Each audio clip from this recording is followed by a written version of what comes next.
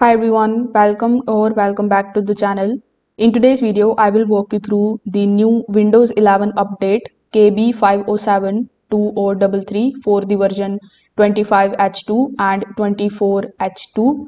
We will be quickly covering all the new features, the important fixes and the security improvements included in the release.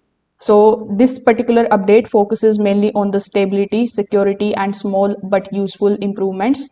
One of the key changes is better system performance and fewer random freezes or crashes reported by the users.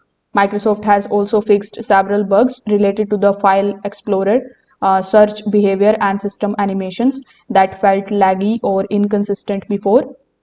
For the gamers and the power users, this update improves graphics and system reliability, helping reduce sudden stutters and black screen issues on the same PCs.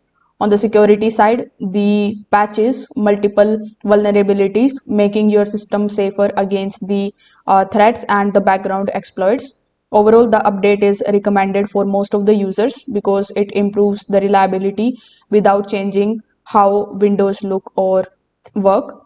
If this video helped you out, make sure that you like this video and subscribe to the channel. Thanks for watching.